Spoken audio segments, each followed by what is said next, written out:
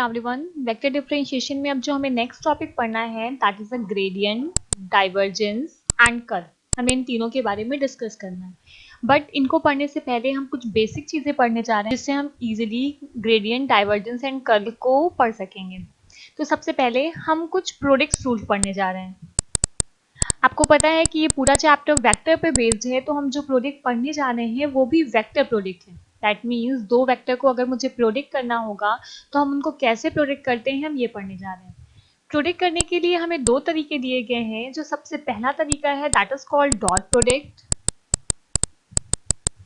और दूसरा वे हमें प्रोवाइड किया गया है that is called cross product. Dot product को ही हम स्केलर प्रोडक्ट के नाम से भी जानते हैं और क्रॉस प्रोडक्ट को हम वेक्टर प्रोडक्ट के नाम से जानते हैं, राइट।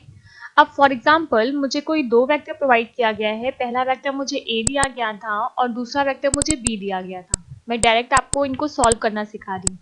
ए की वैल्यू मुझे प्रोवाइड की गई थी I cap plus 2j cap plus K cap, और बी की वैल्यू मुझे दी गई थी 2i cap plus 3j cap minus 2k cap.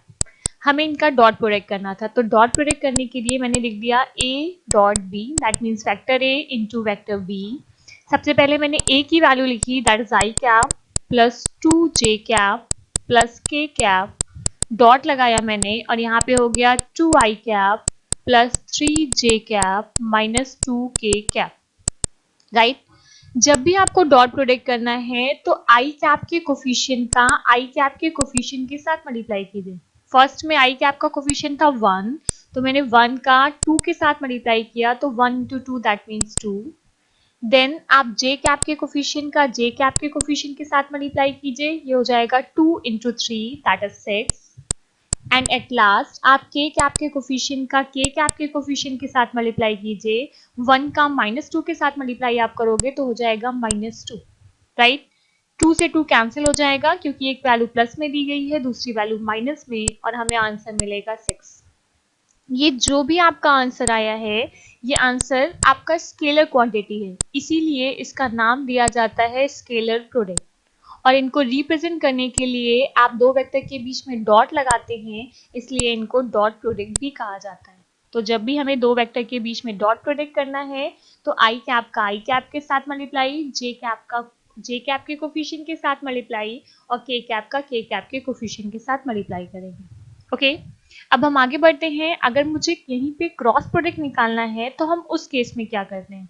जब भी मुझे ए और बी के बीच में क्रॉस प्रोडक्ट निकालना है तो उनको रिप्रेजेंट करने का तरीका आपको उनके बीच में क्रॉस लगाना होगा। क्रॉस प्रोडक्ट निकालने के लिए आपको हमेशा डिटर्मिनेंट की हेल्प लेनी पड़ेगी, तो सबसे पहले मैंने डिटर्मिनेंट बना दिया, राइट। डिटर्मिनेंट का मतलब रो एंड कॉलम की वैल्यू हमेशा यहाँ पे बराबर होती है। इसके सबसे पहले वाले रो में आपको लिखना होगा आई कैप जे कैप के कैप, ये वैल्यू फिक्स है। दूसरी वाली रो में आपको ए का कोफिशिएंट लिखना है। ए के कोफिशिएंट में हम गए, सबसे पहले आई का कोफिशिएंट चेक कीजिए। आई का कोफिशिएंट था 1, तो मैंने आई के नीचे लिख दिया 1।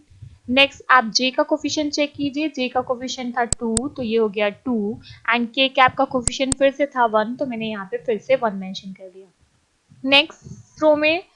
नेक्स्ट रो में आपको बी का कोफिशिएंट लिखना है। बी के लिए आप कोफिशिएंट लिखोगे तो आई कैप का कोफिशिएंट 2, जे कैप का कोफिशिएंट 3 एंड के कैप का कोफिशिएंट -2। अब जैसे हम डिटर्मिनेंट को सॉल्व करते हैं एज इट इज आपको उसको ऐसे ही सॉल्व करना है। डिटर्मिनेंट को सॉल्व करने के लिए आपको क्या करना होगा, यहाँ पे आप यूज करेंगे plus, then minus and again plus. सबसे पहले आप लिखिए आई कैप, मैंने सबसे पहले यहाँ पे लिख दिया I cap. Next cross multiply कीजिए, 2 का मल्टीप्लाई -2 के साथ करेंगे आप, तो ये हो जाएगा -4। माइनस साइन का यूज कीजिए, 1 का मल्टीप्लाई 3 के साथ किया तो ये हो गया 3। देन माइनस जे कैप, क्योंकि जे कैप के ऊपर मैंने माइनस साइन का यूज किया हुआ है। अब जे कैप के रो एंड कॉलम को आप छोड़ दीजिए, फिर से आप क्रॉस मल्टीप्लाई करेंगे तो 1 का -2 के साथ किया हमने, दैट इज -2। अगेन मैंने 1 का 2 के साथ किया तो ये हो गया -2 प्लस के कैप। अगर आपने के कैप लिया है तो के कैप की करस्पॉन्डेंस रो एंड कॉलम को आपको ड्रॉप करना होगा। क्रॉस मल्टीप्लाई करेंगे 1 का 3 के साथ, तो it is equals to 3। Minus sign use किया मैंने, 2 का मैंने 2 के साथ मल्टीप्लाई किया, दिस इज इक्वल्स टू 4। आप इसको सिंप्लीफाई कर लीजिए, ये हो जाएगा -7 I cap this is equals to plus 4j cap, क्योंकि माइनस माइनस मिलके हो जाएगा plus, and this is equals to minus k cap. आप चेक कर सकते हैं, आपको यहाँ पे जो भी क्वांटिटी मिली हुई है वो वेक्टर के टर्म में आई है, इसीलिए हम इनको बोलते हैं वेक्टर प्रोडक्ट, राइट। और यहाँ पे हमने इनको रिप्रेजेंट करने के लिए क्रॉस का यूज किया है, इसलिए हम इनको क्रॉस प्रोडक्ट भी कहते हैं। तो जब भी आपको दो वेक्टर का प्रोडक्ट करना होगा तो उनके प्रोडक्ट करने के लिए आप डॉट प्रोडक्ट भी कर सकते हैं और क्रॉस प्रोडक्ट भी। डॉट प्रोडक्ट का आंसर हमेशा स्केलर क्वांटिटी आता है और क्रॉस प्रोडक्ट का आंसर हमेशा वेक्टर क्वांटिटी आता है। अब हम एक ऑपरेटर पढ़ने जा रहे हैं, that is a del operator. ठीक, ये पूरा जो भी आप ग्रेडियंट, डाइवर्जेंस और कर्ल निकालेंगे वो सब ऑपरेटर पे बेस्ड है। डेल ऑपरेटर की वैल्यू हमें डिफाइन करके दी गई है, that is I cap del upon del X plus J cap del upon del Y plus K cap del upon del Z. This is called del operator, जहां पे del upon del x का मतलब है कि आपको x के respect में partial differentiation perform करना है वाई और जेड को कांस्टेंट मान के। डेल अपॉन डेल वाई का मतलब है हमें वाई के रिस्पेक्ट में डिफरेंशिएशन परफॉर्म करना होगा एक्स और जेड को कांस्टेंट मान के। And similarly del upon del Z का मतलब है आपको जेड के रिस्पेक्ट में पार्शियल डिफरेंशिएशन परफॉर्म करना है एक्स एंड वाई को कांस्टेंट मान के। फॉर एग्जांपल, अगर मैंने सिर्फ लिखा हुआ है plus, plus is arithmetic operator, तो ये प्लस अकेला किसी काम का नहीं है जब तक आपको इसके साथ वैल्यू नहीं प्रोवाइड की जाए। अगर मैंने लिखा हुआ है नॉर्मली इनटू, तो भी ये किसी काम का नहीं है जब तक यहाँ पे कोई वैल्यू प्रोवाइड नहीं की जाए। फॉर एग्जाम्पल, मैंने लिखा 3 इंटू, तो भी 3 इंटू का कोई मतलब नहीं हुआ जब तक हम यहाँ पे कोई और वैल्यू मेंशन ना करें। तो अरिथमेटिक ऑपरेटर जो भी होते हैं, चाहे वो प्लस हो चाहे इंटू हो, कोई भी ऑपरेटर दिया जाए तो उनको किसी ना किसी एलिमेंट की जरूरत है। यहाँ पे मिनिमम 2 एलिमेंट लिया जाता है, इसलिए मैंने मिनिमम 2 एलिमेंट को असाइन किया हुआ है। सेम उसी तरह अगर मैंने सिर्फ डेल लिखा हुआ है तो डेल ऑपरेटर किसी काम का नहीं है जब तक आप उसके आगे कोई भी वैल्यू पास नहीं करते हैं। वो वैल्यू स्केलर होगी कि वेक्टर होगी, अब हमें यही पढ़ना है। हम वहाँ पे डॉट प्रोडक्ट परफॉर्म करेंगे कि हम क्रॉस प्रोडक्ट परफॉर्म करेंगे कि हमें सिंपली प्रोडक्ट परफॉर्म करना होगा। अब इन्हीं चीज़ों को हमें ग्रेडियंट, डाइवर्जेंस और कर्ल के साथ पढ़ना है। तो आप डेल ऑपरेटर याद रखिएगा। डेल ऑपरेटर का मतलब होता है I cap del upon del X, J cap del upon del Y and K cap del upon del Z. So अब हम आगे पढ़ते हैं what is a gradient. Gradient का मतलब होता है कि अगर आप कोई भी एक स्केलर क्वांटिटी लेके चल रहे हैं, फॉर एग्जांपल मैंने मान लिया कि मेरे पास फाई एक स्केलर क्वांटिटी है जो एक्स वाई जेड इन तीनों का फंक्शन दी गई है, राइट। वो सिर्फ एक्स का भी फंक्शन हो सकती है, बट हम मान के चल रहे हैं कि वो एक्स वाई जेड तीनों का फंक्शन दी गई है। अगर इस स्केलर क्वांटिटी को आप डेल ऑपरेटर के साथ ऑपरेट करते हैं, मैंने लिखा del of phi, so this is called gradient of phi. हम इसी को कहते हैं ग्रेडियंट। इसको रिप्रेजेंट करने के लिए आप ये भी लिख सकते हैं GRAD, दैट मीन्स ग्रेडियंट, और यहाँ पे मैंने ब्रैकेट में मेंशन कर दिया फाई। दैट मीन्स जब भी हमें ग्रेडियंट निकालना होता है तो ग्रेडियंट हम किसका निकालते हैं? ग्रेडियंट हम स्केलर क्वांटिटी का ही निकालते हैं, ये ध्यान रखिएगा। अब फॉर एग्जाम्पल, हमें पता है कि जो भी हमने डेल पढ़ा हुआ है, del is a vector quantity because it have I cap, J cap and K cap, but phi is a scalar quantity. तो आपको पता होना चाहिए कि अगर हम वेक्टर का स्केलर के साथ प्रोडक्ट करते हैं तो हमें आंसर क्या मिलता है। जब भी फॉर एग्जाम्पल मुझे एक वेक्टर क्वांटिटी प्रोवाइड की गई थी I cap plus 2j cap plus 3k cap, this is a vector quantity, और यहाँ पे मैंने एक स्केलर नंबर 2 का मल्टीप्लाई किया तो हमें आंसर क्या मिलेगा? That is 2i cap plus 4j cap plus 6k cap. That means हम एक स्केलर क्वांटिटी का एक वेक्टर क्वांटिटी के साथ नॉर्मल मल्टीप्लाई कर सकते हैं और हमें जो भी आंसर दिया जाएगा वो आंसर हमेशा क्या होता है? Vector, right. जो अभी मैंने इसके पहले आपको बताया था वो दो वेक्टर क्वांटिटी के लिए मैंने मल्टीप्लाई किया था, बट इस बार मैंने स्केलर क्वांटिटी का वेक्टर क्वांटिटी के साथ मल्टीप्लाई किया है। तो जब भी मुझे ग्रेडियंट निकालना है तो मैंने लिख दिया डेल फाई। डेल की वैल्यू हमें पता थी, that is I cap del upon del X plus J cap del upon del Y plus K cap del upon del Z, right. यहाँ पे मैंने फाई को भेज दिया। फाई का मतलब था फाई एक्स वाई जेड, जो भी फाई का फंक्शन है वो। अगर हम यहाँ पे प्रोडक्ट अप्लाई कर रहे हैं तो यहाँ पे हम सिंपल प्रोडक्ट करेंगे, दैट मीन्स ये जो भी फाई की वैल्यू है ये तीनों के साथ जाएगी। तो क्या हो जाएगा? That is I cap del upon del X, यहाँ पे आ जाएगा फाई जो भी एक्स वाई जेड का फंक्शन होगा वो, plus J cap del upon del Y, यहाँ पे अगेन आ जाएगी वैल्यू फाई की, प्लस आएगा K cap del upon del Z phi. That means जो भी आपको फाई में दिया जाएगा, आपको पहली बार उसको एक्स के रिस्पेक्ट में पार्शियल डिफरेंशिएशन परफॉर्म करना है, दूसरी बार आपको उसको वाई के रिस्पेक्ट में पार्शियल डिफरेंशिएशन परफॉर्म करना है, एंड थर्ड टाइम आपको उसको जेड के रिस्पेक्ट में पार्शियल डिफरेंशिएशन परफॉर्म करना होगा। सो एक क्वेश्चन सॉल्व करके हम इसको और अच्छे से समझते हैं कि अगर मुझे ग्रेडियंट निकालना होगा तो उसके लिए हम कैसे उसको सॉल्व करते हैं, राइट। फॉर एग्जाम्पल मुझे एक क्वेश्चन प्रोवाइड किया गया था, phi is equals to 3x² Y minus Y cube Z square, और हमसे कहा गया था आपको ग्रेडियंट फाइंड आउट करना है एट द पॉइंट 1 -2 -1। इस पॉइंट पे आपको ग्रेडियंट निकालना है। सो मैंने इसको रिप्रेजेंट किया, मैंने लिखा del of phi. Del of phi का मतलब ही हुआ ग्रेडियंट ऑफ फाई।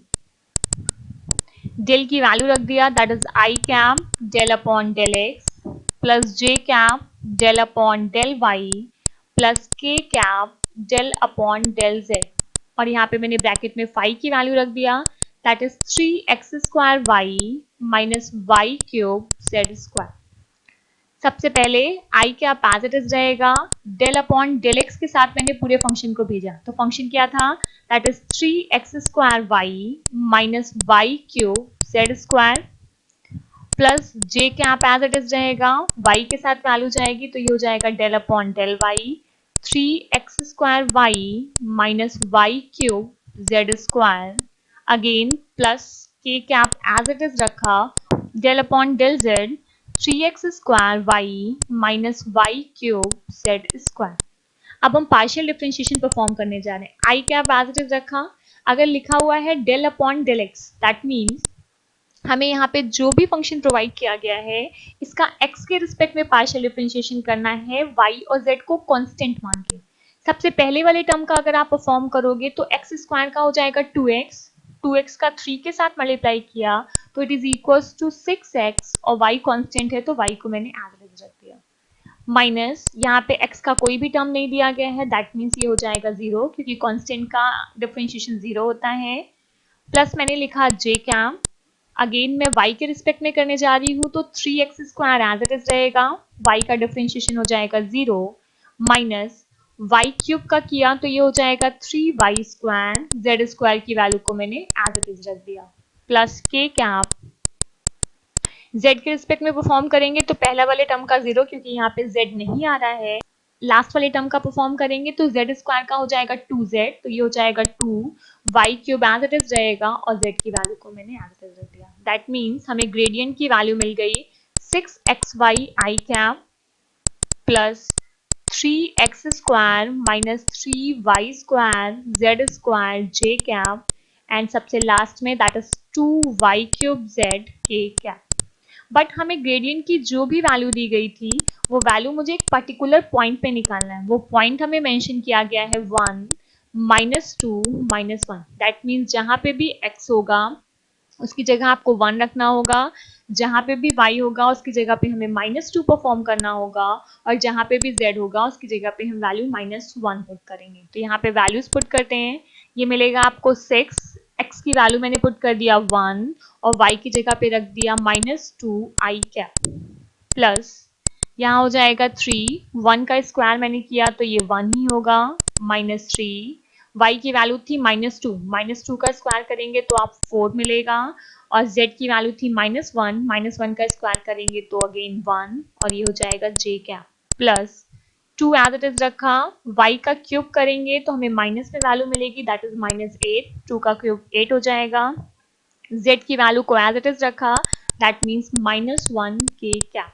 सो हमें फाइनल आंसर मिलेगा, पहली वैल्यू हो जाएगी आपकी -12 वाई कैप, मल्टीप्लाई करेंगे जब आप, नेक्स्ट वैल्यू आपको मिलेगी -9 जे कैप, और सबसे लास्ट वैल्यूज हमें मिलेगी -16 के कैप।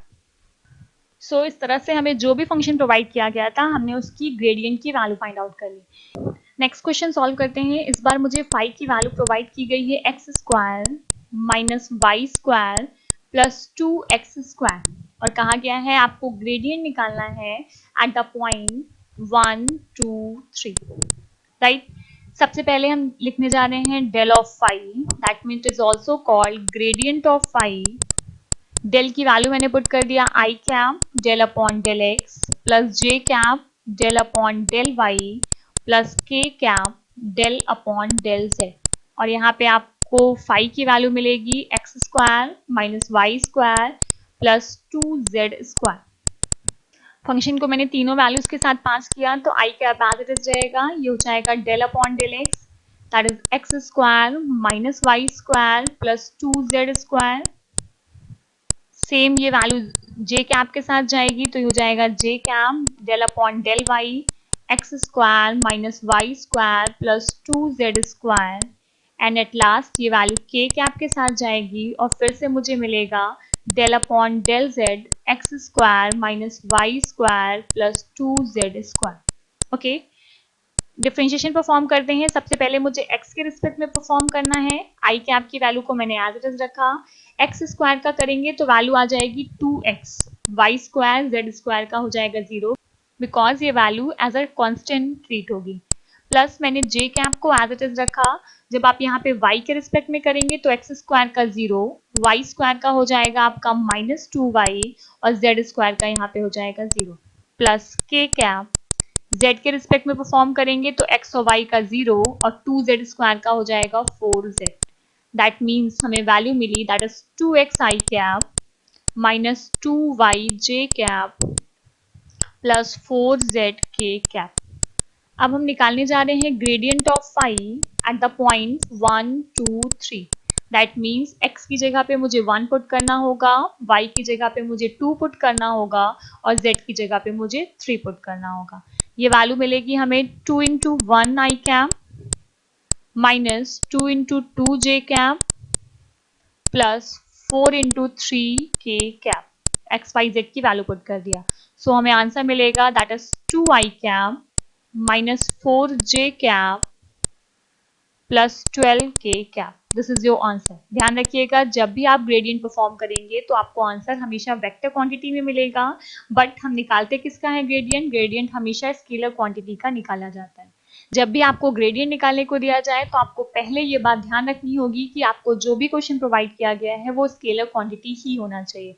अगर किसी पर्टिकुलर पॉइंट पे पूछा है तो आप पर्टिकुलर पॉइंट पे निकाल सकते हैं, अगर पर्टिकुलर पॉइंट पे नहीं पूछा गया है तो आप यहाँ पे एक्स वाई जेड के टर्म में ही अपना आंसर दे सकते हैं। सो आज की वीडियो में हम इतना ही रखते हैं, नेक्स्ट वीडियो में इसके आगे कंटिन्यू करेंगे। Thank you everyone.